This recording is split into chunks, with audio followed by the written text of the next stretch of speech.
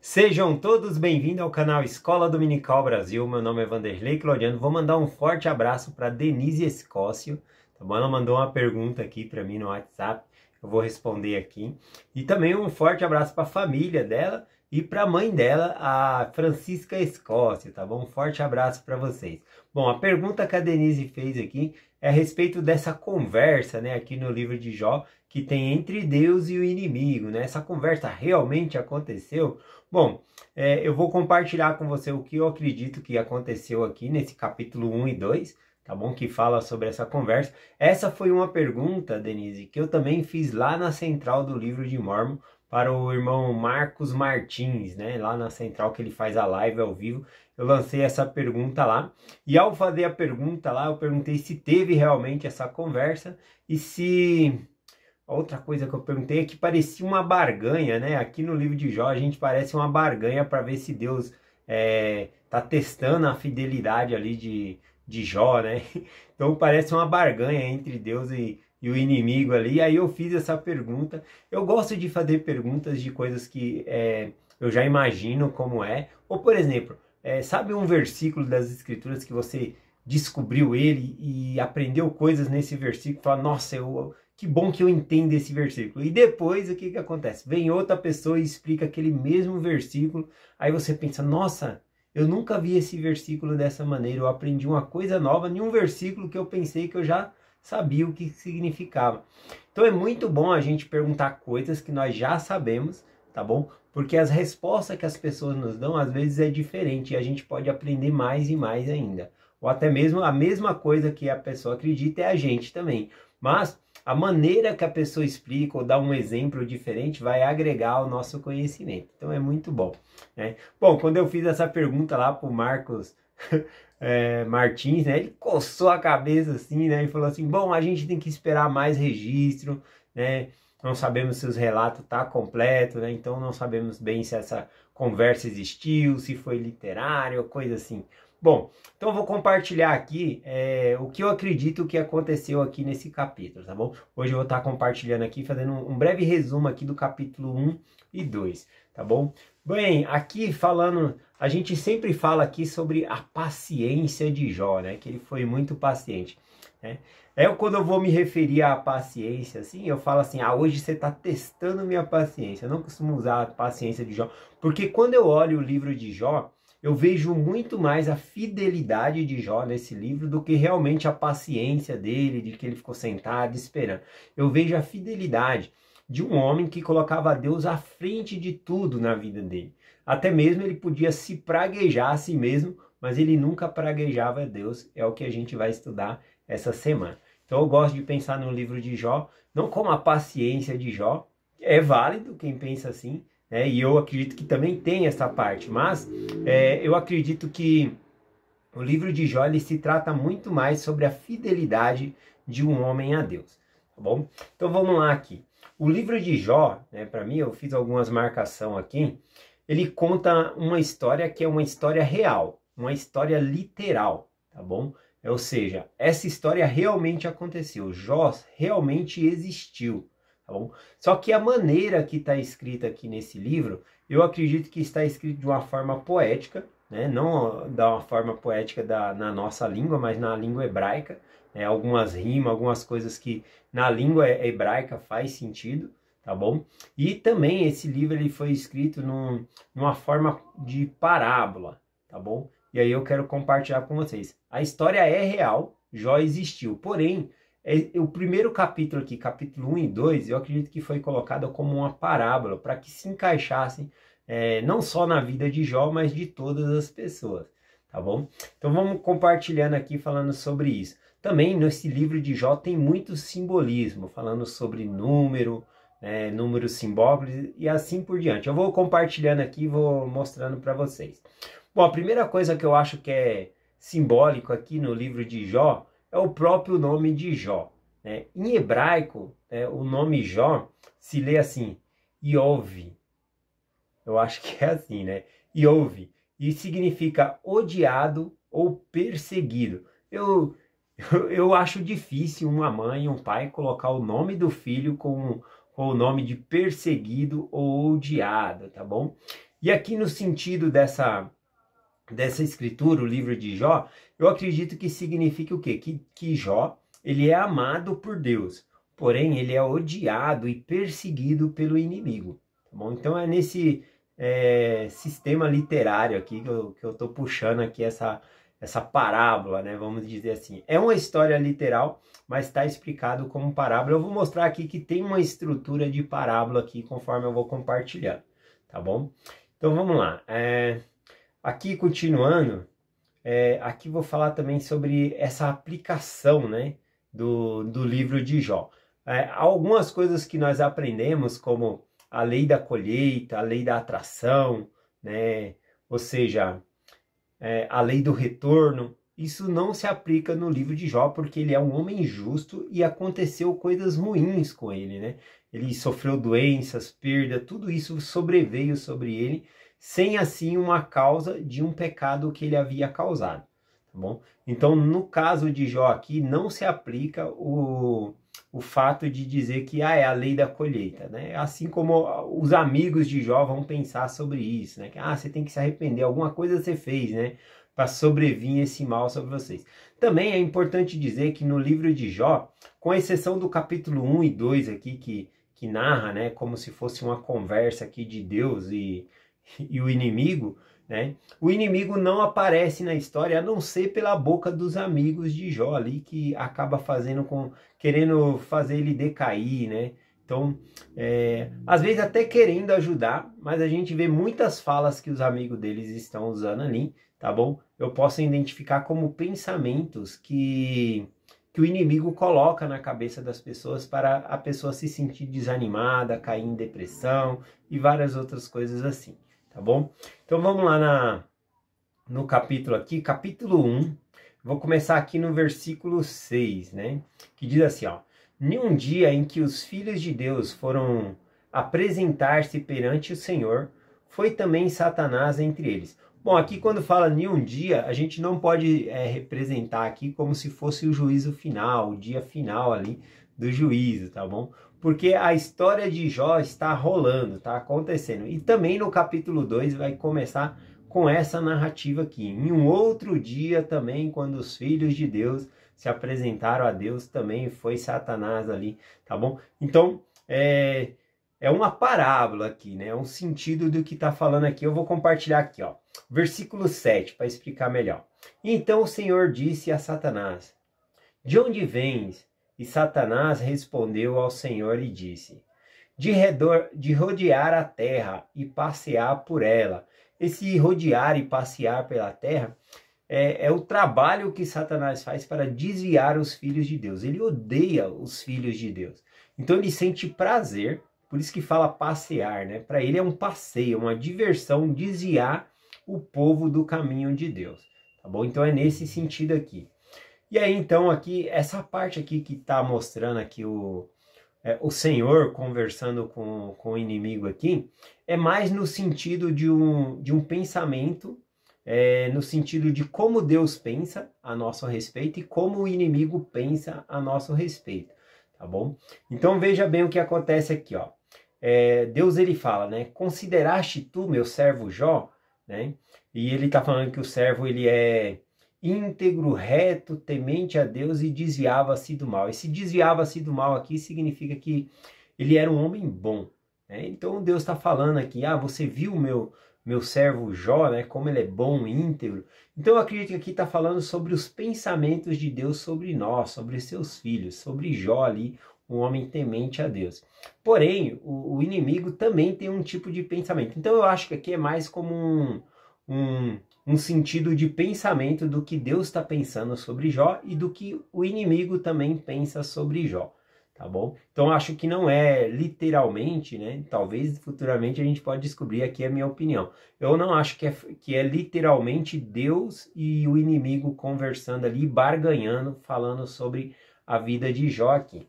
Bom, então após Deus fazer esse elogio a Jó aqui, Satanás, né, ele pega e diz aqui no versículo 9: e então respondeu Satanás ao Senhor e disse: porventura teme Jó a Deus em vão? Esse teme aqui significa no sentido de reverência, ou seja, por acaso Jó ele não reverencia a Deus em vão, né? Em vão, ou seja, no sentido aqui de que Deus já dá tudo para ele, né? Então Deus abençoa ele ali, então por isso que ele abençoa, é que ele está sempre honrando a Deus ali e reverencia a Deus, porque ele recebe as bênçãos de Deus. Então o inimigo começa a falar dessa forma aqui. No versículo 11, olha o que o inimigo fala: mas estende a tua mão e toca-lhe em tudo quanto tem, e verás que ele amaldiçoará na tua face. Então disse o Senhor a Satanás: eis que tudo quanto tem está em tuas mãos, somente contra ele não estenda a tua mão. E Satanás saiu da presença do Senhor. Bom, há algumas coisas que nós devemos entender aqui: a soberania de Deus. Embora o inimigo ele possa fazer coisas com nós, nos tentar, acontecer algumas coisas, nunca vai acontecer sem a permissão de Deus. A gente vê aqui que nessa parábola, né, eu tô interpretando como parábola, tá bom? Que o inimigo ele tem que ter permissão de Deus. Nós somos protegidos por Deus. Então, se nós estamos fazendo as coisas certas, né, que nem eu falei aqui no livro de Jó, não se aplica muito essa parte de a lei da colheita, né, a lei do retorno, mas a gente está protegido por Deus, tá bom? E o inimigo ele só consegue fazer coisas contra nós pela permissão de Deus. Aqui a gente consegue observar a soberania de Deus acima de tudo aqui. A parte aqui que parece uma estrutura de parábola, que eu quero compartilhar com vocês ainda no capítulo 1, é a parte aqui então que após o inimigo sair ali para ferir as coisas de Jó, ele vai lá e destrói, né? Os bois e os jumentos são roubados. E aí no versículo 15 diz assim, ó: e só eu escapei para trazer as novas. Ou seja, os bois e os jumentos de Jó foram levados, os outros servos foram mortos e só um sobrou para contar as boas novas ali para Jó. Enquanto ele estava contando, ele vai lá e perde também as ovelhas e os servos que são mortos. E novamente a mesma frase, né? E só eu escapei para te trazer as boas novas. Essa repetição da mesma palavra sendo por outro servo dá uma intenção aqui de como uma estrutura de parábola. Não é só essa vez que acontece 4 vezes nesse capítulo, tá bom? No versículo 17 também acontece novamente ali, né, dizendo: e só eu escapei para trazer-te as boas novas. Depois o caso dos filhos, que eles estavam tendo uma festa e a casa caiu sobre os filhos, matando todos os filhos ali. E novamente no versículo 19, né, diz assim, ó: e só eu escapei para te trazer as boas novas. Então é numa estrutura de parábola. Bom, só de eu falar aqui que é parábola, eu queria compartilhar novamente que eu acredito que a história de Jó ela é literal, que aconteceu. Não é porque nessa parte aqui eu acredito que está sendo contado de uma forma de parábola que a história não foi real, tá bom? Por exemplo, né, eu até marquei uma outra parábola aqui que era real. Lá em 2 Samuel, capítulo 12, nós vemos lá quando Davi ele mata Urias para ficar com Betseba, né, a esposa de Urias ali que ele havia engravidado. E aí o profeta Natan chega até ele e conta ali uma parábola, né? E aí na hora Davi não entende a parábola, que a parábola falava sobre ele mesmo, né? E aí ele fala: esse homem é digno de morte, né? Ele fica indignado ali. É só vocês lerem lá em 2 Samuel capítulo 12. E aí então a gente vê que é uma parábola que o profeta Natan está contando, mas era uma realidade, uma história que havia acontecido, porque era Davi que havia atentado contra a vida de Urias, tá bom? Então a gente entende, eu entendo aqui no livro de Jó que é uma parábola, mas é uma história real, tá bom? Que Jó realmente existiu e passou por essas aflições aqui. Bom, então vamos falar um pouquinho aqui sobre a fidelidade de Jó após ele ter acontecido tudo isso ali, né? Perdido todos os seus bens e também os seus filhos e filhas. Aqui, para mim, é um dos versículos mais fantásticos que eu gosto. É aqui Jó, capítulo 1, versículo 20 e 21. Ele diz assim: e então Jó se levantou, rasgou o seu manto e raspou a sua cabeça e se lançou em terra e adorou. Olha aqui, depois de tudo isso que aconteceu, ele se volta para Deus, ele adora a Deus. né? Eu acho legal, muito bom isso aqui. Versículo 12, né? As palavras de Jó. E disse: Nu saí do ventre de minha mãe, e nu tornarei para lá. O Senhor deu, o Senhor tomou. Bendito seja o nome do Senhor. Em nada disso, Jó pecou. Então é interessante, né, e fascinante ver o quanto Jó ele sabe, né, que foi Deus que deu, Deus que levou.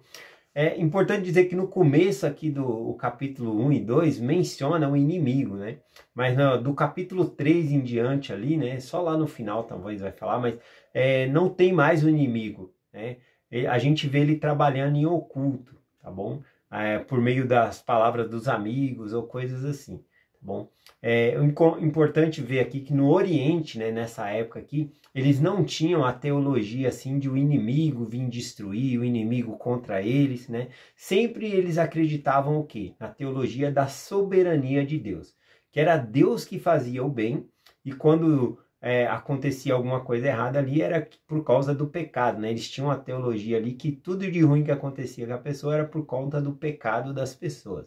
Então eles tinham essa teologia. E não tinha essa questão como tem hoje em dia, né? Tudo que acontece a pessoa fala, é o diabo e foi amarração de não sei o que, assim, a pessoa sempre colocando a culpa ali no... Né? É uma teologia também perigosa essa, de tudo colocar a culpa no diabo, porque as pessoas esquecem também de que não estão buscando a Deus, que não estão indo para a igreja, não estão jejuando, orando, não estão, às vezes, devolvendo o dízimo. E aí as consequências vêm e a pessoa fica pensando, é o inimigo, mas tem que olhar para si mesmo. Já no Oriente Antigo, aqui na Antiguidade, eles olhavam muito para si, né? Eu fiz coisa errada, por isso que eu estou passando por isso. Bom, é algo interessante. Mas a gente não dá nunca para levar para o extremismo, né? Levar tudo para um lado só ou tudo para o outro, conforme eu falei. O livro de Jó não é um livro que fala aqui sobre a lei da colheita, tá bom? Vamos continuar aqui. O capítulo 2, mencionando aqui bem rápido, começa com a mesma estrutura do capítulo 1. Né? Novamente ali, o inimigo e Deus estão conversando. Né? Deus fala novamente, observaste meu servo Jó, mesmo em toda a aflição ali, ele adorava a Deus e honrava a Deus. E aí o inimigo falou, mas e se tocar na pele, no osso dele, né? Se der uma doença para ele, ele vai praguejar, ele vai blasfemar na tua face, né? E aí, novamente, né, é concedido ali e ele fica doente, né? Ele pega uma espécie de chaga que desde as plantas do pé, da sola do pé até a cabeça ali, a pele dele fica de um jeito, né? Que ele tem que raspar com um caco de telha, alguns lugares dá verme, conforme mencionado aqui, e também ele fica fético, né? Ele fica fedendo ali, a esposa dele tem nojo dele, então é uma situação bem complicada. Olha aqui o que diz aqui em Jó capítulo 2, versículo 8 em diante. E Jó tomou um caco para raspar com ele, e estava assentado no meio da cinza. E então a sua mulher lhe disse, ainda retém a tua integridade? Amaldiçoa a Deus e morre. Porém ele disse, como fala qualquer uma das doidas, fala tu. Recebemos o bem de Deus, não receberíamos o mal? E em tudo isso não pecou Jó com os seus lábios, né? Então, novamente, aqui aquela teologia de que Deus é o soberano e ele é mesmo, tá bom? Se o inimigo faz algo conosco é porque ele está permitindo. Então, como diz lá o apóstolo Paulo, lá em Coríntios, fala, né? Eu acho que é 10, 13, né? Que ele não vai permitir vir uma tentação a nós, além de ser humana, né? Ou seja, não vos deixarei tentar acima do que podeis suportar. Fiel é Deus. Então ele sempre vai dar o limite ali, até mesmo para os inimigos, né? Para que possa vir nos afligir. Ele dá o limite ali, ele não deixa ultrapassar esse limite aí, para que nós possamos resistir. Versículo aqui para finalizar, o versículo 11 diz assim, né? Sobre os amigos de Jó. E ouvindo, pois, 3 amigos de Jó, todo este mal que lhe tinha vindo sobre ele, vieram cada um do seu lugar, e combinaram ir e juntar-se, e condoeram-se dele, cada um consolarem, né, para o consolar. Eu achei linda essa parte, que os amigos de Jó vêm até ele ali para consolar. Aqui essa parte que eu falo que é simbólica, né, o versículo 13 aqui, ó. A parte numérica, eu acredito que é simbólica, diz assim, ó. e se assentaram juntamente com ele na terra. E 7 dias e 7 noites, e nenhum lhe dizia palavra alguma, porque viam que a dor era muito grande. Então eu achei interessante aqui que esses amigos, eles sentaram do lado de Jó e ficaram ali 7 dias e 7 noites. Esses 7 dias e 7 noites eu acho que é simbólico, tá bom? O número 7 nas escrituras tem o simbolismo aqui de completude. Então eles ficaram ali até completar os dias, né, de luto ali, até que Jó estivesse pronto para falar, né? É como num velório, alguém perdeu um ente querido, às vezes você não tem palavra, né, para dizer alguma coisa. Então você só senta ali, fica com a pessoa, dá um abraço, tá bom? Então é nesse sentido aqui que eu acho que é essa plenitude aqui. Querendo tossir aqui. Bom, então é essa mensagem que eu quero compartilhar com vocês hoje. Em nome de Jesus Cristo. Amém. Até amanhã.